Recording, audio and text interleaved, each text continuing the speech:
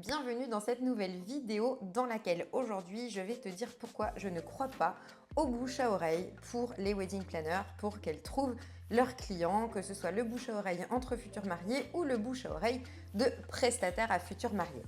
On dit souvent que le bouche à oreille, c'est le meilleur moyen de trouver des clients, que si tu fais bien ton travail, tu seras recommandé, que ça va pleuvoir de tous les côtés, qu'on va louer tes capacités, tes compétences et que ton agenda sera rempli sans que tu n'aies à prospecter ou quoi que ce soit d'autre à faire. Sauf que moi, je n'y crois pas et surtout si tu es wedding planner. Donc aujourd'hui, je vais t'expliquer pourquoi compter sur le bouche à oreille, c'est selon moi une erreur et pourquoi c'est pas un canal sur lequel tu peux construire un business solide. Et je te dirai aussi ce que tu devras faire à la place pour attirer des clients de manière beaucoup plus prévisible que ça. Premièrement, le bouche à oreille entre futurs mariés, donc tes anciens clients qui vont te recommander auprès de nouveaux clients. Pourquoi ça fonctionne pas? Parce qu'il y a trop de paramètres en fait pour que ça fonctionne. Donc l'idée dans ce cas-là, ce serait qu'une future mariée dont tu viens d'organiser le mariage te recommande à une autre future mariée de son entourage. Mais juste pour être réaliste 2 secondes, combien de fois on organise son mariage dans sa vie? A priori, une seule. Ce qui veut dire que tu as une seule future mariée à chaque fois qui va pouvoir te recommander à une autre future mariée. Donc ça veut dire aussi qu'il faut qu'elle ait dans son entourage une amie, une sœur, quelqu'un qu'elle connaît qui va bientôt se marier. Il faut aussi que ça se passe dans la région où toi tu organises des mariages. Et en dernier, il faut que cette personne soit prête à prendre une wedding planner. Donc on est d'accord que ça fait déjà beaucoup de paramètres différents. Et ensuite, dernier paramètre, il faut que cette future mariée pense à te recommander et c'est pas toujours le cas parce qu'une fois que le mariage est fini, la future mariée elle va pas penser à toi tous les jours. Donc oui, parfois ça peut arriver mais c'est clairement pas suffisant pour faire tourner ton entreprise. Deuxième configuration, le bouche à oreille des prestataires qui te recommandent toi en tant que wedding planner. Donc oui, tu peux être recommandé par les prestataires mais il y a quand même beaucoup de limites à ça.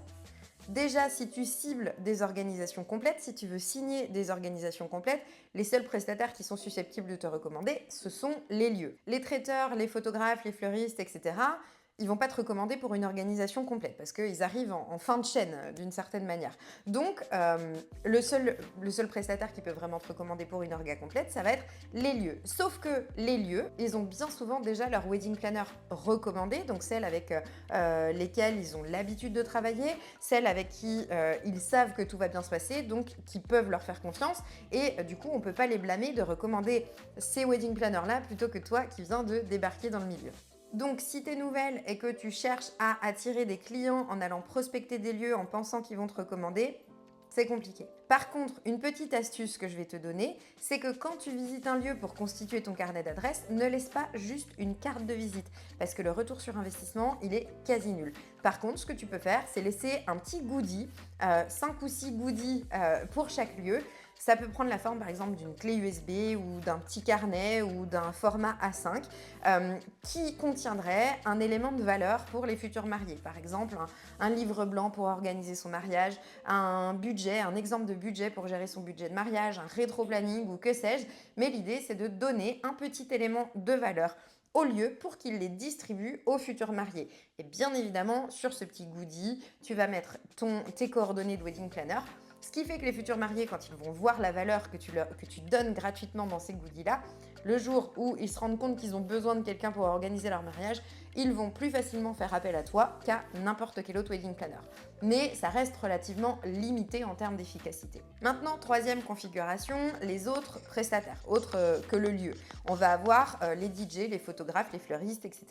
Donc oui, ces gens-là peuvent te recommander, bien évidemment, mais ça sera beaucoup plus pour une coordination jour J que pour une orga complète. Mais le problème dans tout ça, c'est que c'est à leur bon vouloir. Si ils ont envie de recommander une autre wedding planner avec laquelle ils ont l'habitude de travailler ou s'ils pensent juste pas à toi, ben tant pis. Et toi, t'as aucun contrôle là-dessus.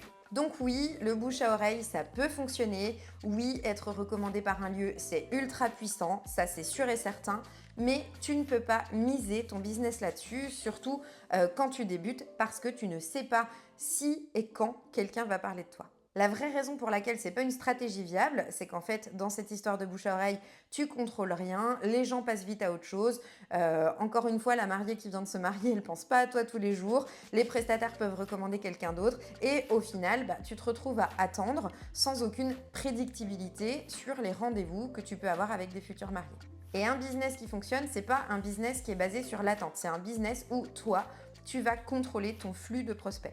Maintenant, qu'est-ce que tu peux faire à la place? Comme je te le disais, si tu veux vivre de ton activité, tu ne peux pas te contenter d'attendre que quelqu'un parle de toi et tu dois provoquer les demandes clients. Et ça passe par une vraie stratégie de visibilité. La clé pour moi, c'est encore une fois Instagram ou les réseaux sociaux au sens large, mais encore plus Instagram parce que c'est là que se trouvent les futurs mariés et c'est un levier sur lequel tu as du contrôle parce que plus tu vas poster de contenu de valeur, plus tu vas aller interagir avec les personnes qui te suivent, plus tu vas être efficace et décrocher des rendez-vous avec des futurs mariés. En fait, c'est juste plus une question de chance, c'est une question de plus tu fais d'actions, plus tu auras de demandes. C'est aussi simple que ça. Si tu veux savoir comment mettre en place une stratégie pour avoir des demandes de prospects en continu, prends rendez-vous avec moi dans le lien en bio. Et surtout, oublie le bouche à oreille qui n'est pas une bonne option quand on démarre. Ça peut aider, ça peut te rapporter un mariage, mais c'est pas de cette manière-là que tu vas remplir tes saisons. Dans un second temps, quand tu as plus d'expérience, que tu as fait des mariages dans des lieux avec des prestataires de manière récurrente, ces gens-là vont vraiment avoir connaissance de la valeur de ton travail et te recommanderont plus facilement auprès de futurs mariés. Mais c'est pas une stratégie gagnante quand tu débutes. Fais plutôt en sorte de parler toi, de communiquer, plutôt que d'attendre en fait que ça arrive tout seul.